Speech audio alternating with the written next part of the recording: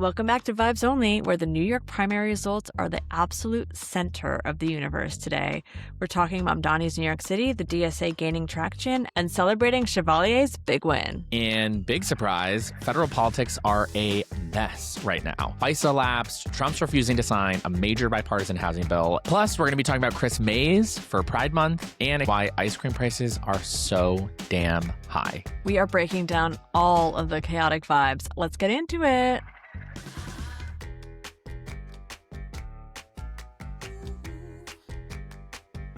Hey, Glennis. Hey, Brian, how are you? I'm good. I'm waking up in Mamdani's New York City. The headlines are saying Kingmaker. I am not in Mamdani's New York City. I am in Ingmar Bergman's Fore. It's spelled like Pharaoh. I don't speak Swedish. We have so many elections that we need to talk about. Big primary day, not just in New York, but also South Carolina, Utah, and elsewhere. It's going to have a really big impact on the midterm elections. I have a lot of questions for you. Let's start with DSA, because this is what I'm seeing in the headlines. Mamdani, Kingmaker. I don't know if you saw Hassan Piker direct to camera saying you're going to have to pay me more because I'm worth more because 9 of my candidates won. No, I did not see that. Hey, after tonight, my price went up. You have to be a Democratic Socialist if you want some of this fucking shine. Okay, Hassan. Big night for DSA, Democratic Socialists of America, especially here in New York. The 3 congressional races. People were probably most familiar with Brad Lander, who ran for mayor against Mamdani, against Dan Goldman in New York's 10th congressional district. That's southern Manhattan and parts of Brooklyn. We all knew that Lander was going to win that race. Lander, citywide official, very popular everywhere in New York, is kind of a beloved figure because he went all in on Mamdani. Goldman is just a guy. He's just this dude. He's one of the heirs to the Levi Strauss fortune. That's the thing. He won the seat in like a fucking 30-way primary with 20-something% of the vote. And then he held it because no one really challenged him. But I don't think he ever had a firm grip on the seat, unlike some of the other incumbents. Yeah, I can speak from experience as he was my elected. I was not like, oh, Dan Goldman's got my back. To your point, Brad Lander was very likable. He's done a lot of great work for the city. And I think, you can look back on his mayoral and he was laying the groundwork for the district. That one was to be expected. Let's keep going. Yeah, Uptown running against Adriano Espaillat in the 13th. Upper West? That was a bigger surprise. Espaillat has been in Congress for like 5 terms and has a political machine up there. If you remember, I was a campaign manager for a race inside that district. And so I've been on the doors and have talked to many voters in that district. And just a couple of years ago, Espaillat was the most powerful political figure there. And he lost to Daria Liza Avila Chevalier. Is that right? You're barking up the wrong tree here, Brian. You know that I have Sorry, trouble. guys.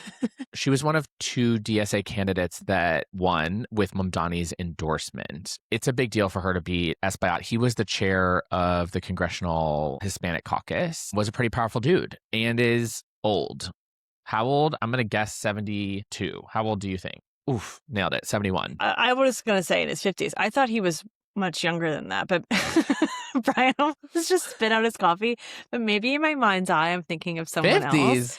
Mama. But I just saw a photo of him. Maybe it's because it's really sunny where I am and I couldn't see the screen properly. But I was like, oh, he's not that old. But anyway, 70s. Okay. And then there was an open seat. It was Nydia Velázquez's seat. She had endorsed Reynoso, and he lost to Claire Valdez. And so these 3 candidates, Lander, Chevalier, Valdez, all win. Big upsets in 2 of those cases. Now we are reading the very predictable think pieces headlines around, is the Democratic Party now socialist? Is this going to change everything for the Democratic Party? And I think that they're all pretty stupid. But what are your thoughts? I'm noticing more and more, like Wall Street Journal, New York Times, Washington Post, the headlines are being reworded to be clickbait and rage bait at times. Seeing the headline, Kingmaker, Mamdani endorses like Triple Crown. I do think that the Mamdani endorsement was obviously paramount here. I also think there was an extremely strategic ad in the campaign that happened during the Knicks finals game. Did you see this? New York, we know anything's possible with a great team. I'm Brad Lander, and I'll block billionaires from buying our elections. I'm Maria Elisa Avila Chevalier, and I'll defend New York by abolishing ICE. I'm Claire Valdez, and I'll stand up against bad landlords and greedy corporations. If you're just thinking about like name and face recognition a week and a half out before early vote starts, that is extremely strategic. Do I think the politics of New York City make the politics of the Democratic Party nationally? No, we've talked about this many, many times. Do you think a Graham Plattner can get elected in New York City? I don't. We talked about this when Mamdani first got elected, that he would become a symbol, both good and bad, right? We're seeing that with the headlines now, like, well, let's see what happens with these Democratic Socialists in Congress. And it's like they're one person and they're very, very junior in Congress. They're not going to be able to do that much, if anything at all, besides caucus and try to push the Democrats slightly more left. But if you don't have the people to do it with, then you're not doing it. I know that I'm going to get shit for this, but for me, it is less about voters swinging left or really identifying with the platform of DSA and more about them saying no to the status quo and not having alternatives. I don't think that most people who voted for Lander, Chevalier, or Valdez, a majority of them, I don't think could name what the DSA platform is. They're done with the Democratic Party of the last 20 years. And DSA is the only organized opposition to that. It's the only organized entity that's providing a meaningful departure from those politics while still speaking to progressive values overall. I would say that I think Working Families Party would have a bone to pick with you by saying that there's no alternative, but I completely Who were their candidates in these races? Who were their people? Where were they? Yeah. Like, name one like strident WFP candidate that was up in a primary yesterday. Well, yes, your point being that I know Working Families to the average voter is just another line in a Democratic ticket that you can And vote I on. mean, I'm not saying that WFP is useless or that they're not doing good stuff. All I'm saying is in these races, which are now creating this narrative, in these races, the choices in the eyes of voters seemed to be status quo. Another 70-year-old, another 5-term incumbent, another person running an old playbook and saying the same shit that I've heard, or young, energetic person who's meeting me where I am, who's showing up in my news feeds, who is at the community events, who's doing the shit, who's hustling, who sounds totally different, sounds like my neighbor, sounds like my friends, who happens to be DSA. That felt like the choice that people were offered. All that anyone's talking about is like the DSA component. Let's talk about the first component of that too, because I genuinely think that it's both.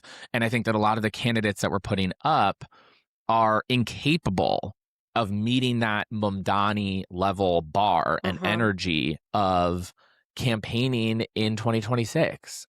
Working Families Party does really tremendous culture work, and they are trying to do that narrative work. And I think in often places successfully, but if you don't have the right candidate on your ticket, you're not going to land the plane nationally to get more recognition on the party's work. I don't identify as a Democratic Socialist of America. Glennis is a socialist, a card-carrying paid member of DSA, and I want everyone to know that so that she... Which I would not be... I mean, my husband is Swedish. I spent a lot of time in Sweden. Like, I'm aware of the benefits of Swedish democratic socialism.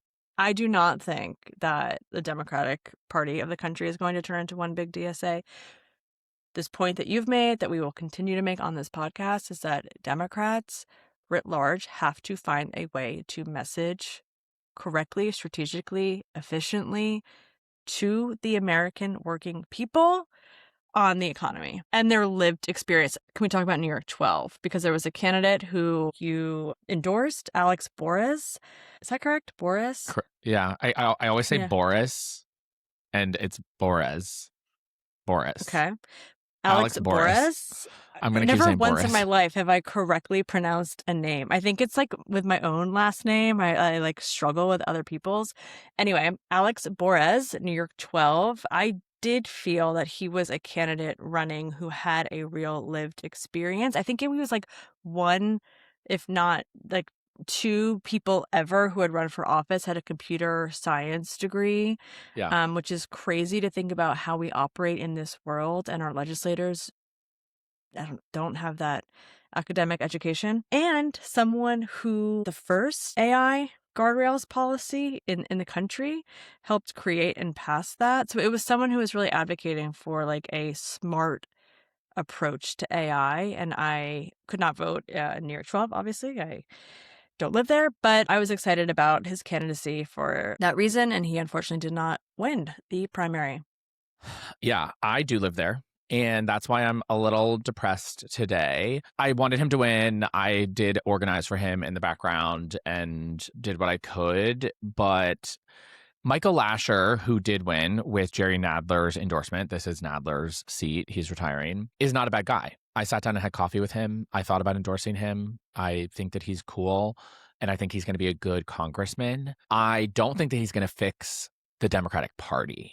And that's what got me excited about Alex, is exactly what we're talking about, that he seemed to be offering an economic message that wasn't an AOC style message, but also was a significant departure from the establishment, from a Schumer, Jeffries type of politics.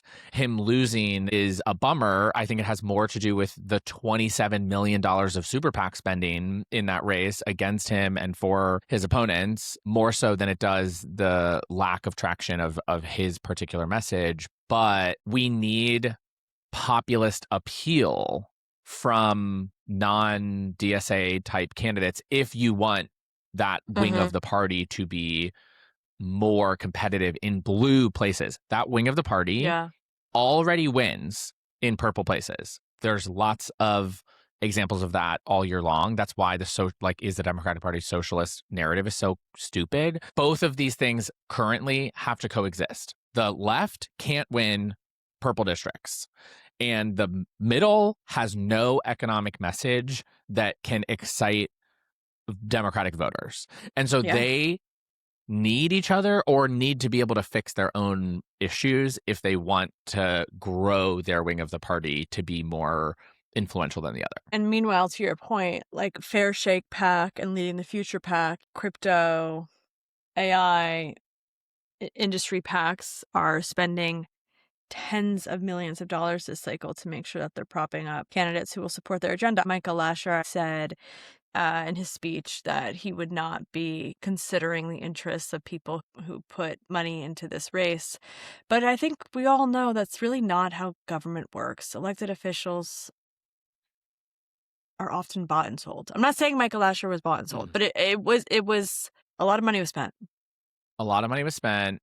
Lasher was a co-sponsor of the same bill that Boris got all the shit for writing in Albany. So I do think that he's probably going to be good on the issue generally, or at least his track record shows that he's probably going to be good on AI regulation. But he's also not made it his whole personality. And Alex made it his whole personality, which somebody has to do, right? We need someone under the age of fucking 70 who can be on the beat and understand what these AI companies are up to and how they're pumping out trillionaires and what we have to do in order to ensure that our entire futures are not stolen for the sake of other people's super yachts. Yeah, I want to zealot when it comes to AI. I mean, like, crypto kind of already slipped out of our hands, and that industry is wildly deregulated. And the entire reason, for the most part, why Donald Trump gained $4 billion in net worth is because he is allowed to have his own stable coin, a type of cryptocurrency that is protected for him in the office of the presidency. Crypto is so out of control. I would advise Vibes Only listeners to listen to the Today Explained. Alex Borez was on it a couple days ago, and he does a really good job, I think a very effective job, talking about the issues that are in front of us with regards to AI. Yeah. Yeah, I'm sure he's going to I go on to know. do great stuff. He has a national profile now. He's one of the leading voices on the issue. So maybe he'll be third seat on Pivot.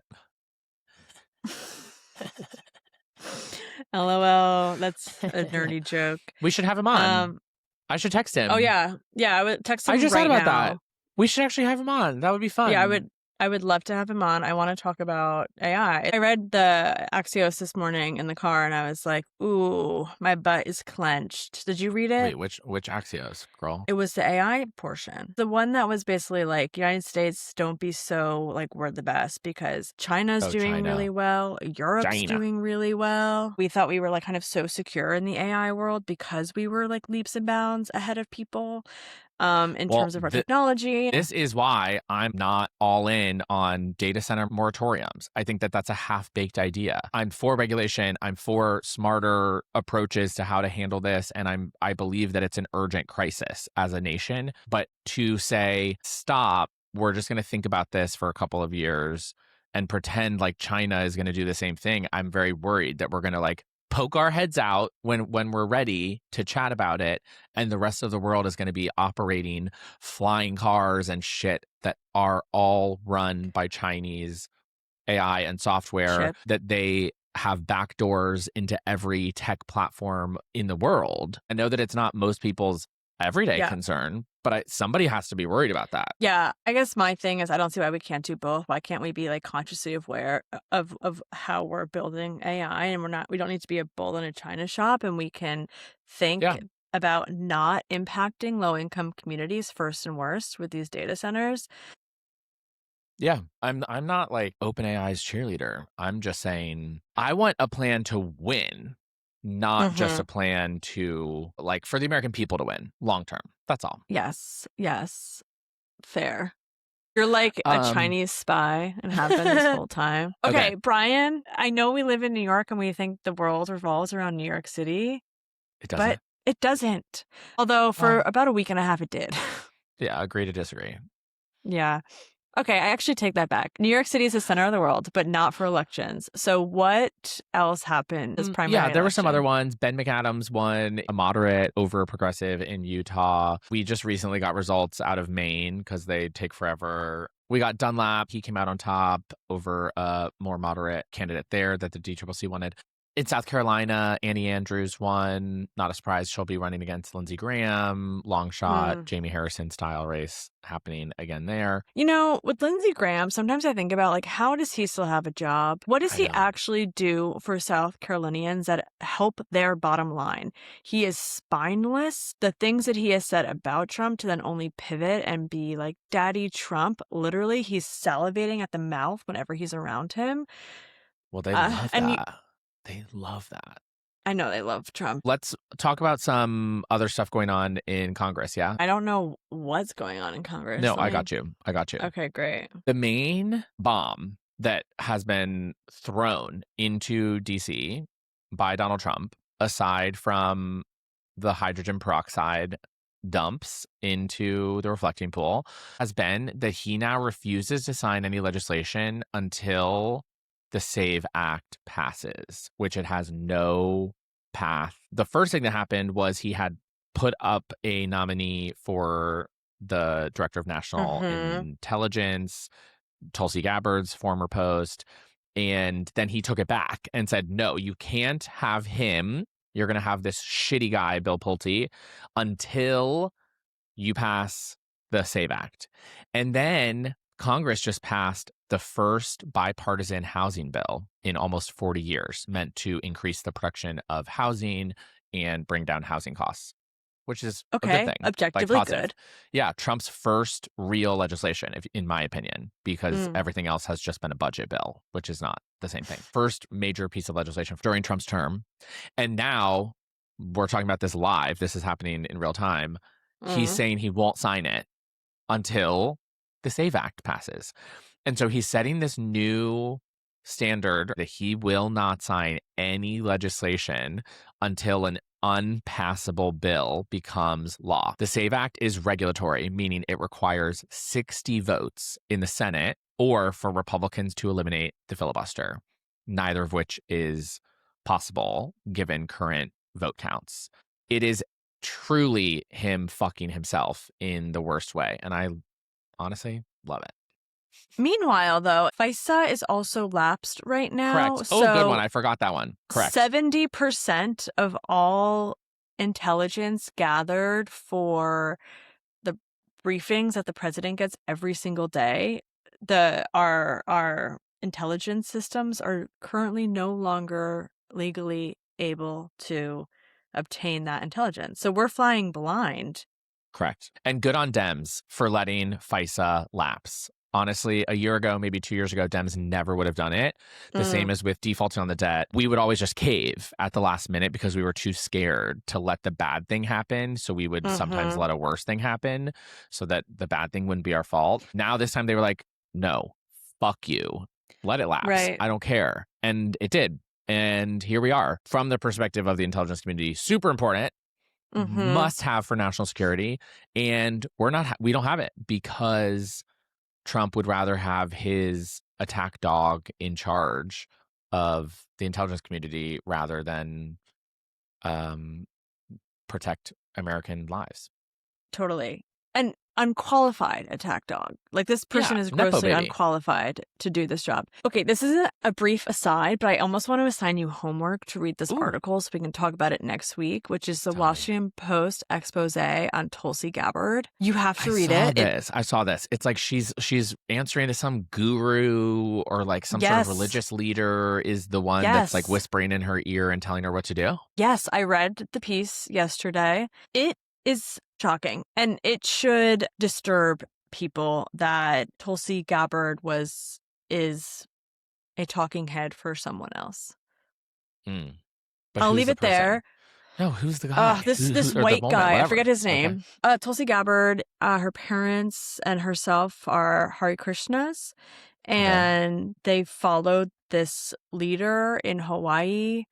I want to say his name is Bob, this white guy who doesn't use a computer. He talks only through his like kind of like assistant network, and that's how he communicates to people. But it's kind of made to be like a Netflix documentary, but unfortunately it has to do with the national security of the United States of America being potentially influenced by some cult leader named Bob. Generic white man that, you know, has leveraged Hare Krishnaism to infiltrate the mind, body, and soul of his followers. A lot of MAGA just generally seems ready to be scammed at any moment. They love to be a victim so much that it feels like they are like throwing themselves into unsavory situations to be victimized. The number one scammer in the world, Donald Trump, is the president of the United States of America. Absolutely. Which, and my last thing I'll say, this is an internet thing. Did you see the photo of the contractor who was hired to do the reflecting pool?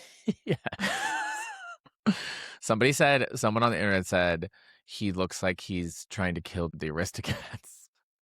It's this guy in this like 3-piece like magenta suit with a huge cigar hanging out of his mouth at all times. Like, no shit, the algae has taken over the reflecting pool when this guy who's got all those materials off the back of a truck and probably has never done anything like this ever in his life was given the contract. The reflecting pool saga is so dumb. It's so dumb. It's so expensive. So dumb. I can't stand that it happened in the first place. I can't stand that we spent that much money on it.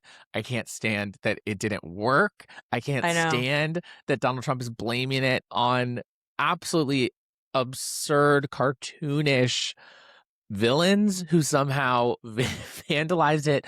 I can't stand that now it's going to be gated off for probably like years as they tried to hide it from everyone, the public. And I can't stand how stupid the whole thing is. He has managed to make one of the most American monuments so deeply un-American by infringing on people's democratic rights. It actually made it to Sweden because there was a Swedish reporter who was talking about it, and she's like, and the National Guard was like, we're gonna detain you. Inte så blått, snarare grönt eller gult och faktiskt också. Hello. Okay. Yes, ma'am. Sorry, I didn't know that. No, I will it's totally fine. refrain Done from it. twice, that will be the last time you get on. Okay. Anytime after that, you will be the same. Imagine signing up for the National Guard It's only to find insane. out that your job to protect the American homeland is just to protect the reflecting pool. It's not even to protect the pool. It's to protect the president's ego because he made a Yeah. mistake.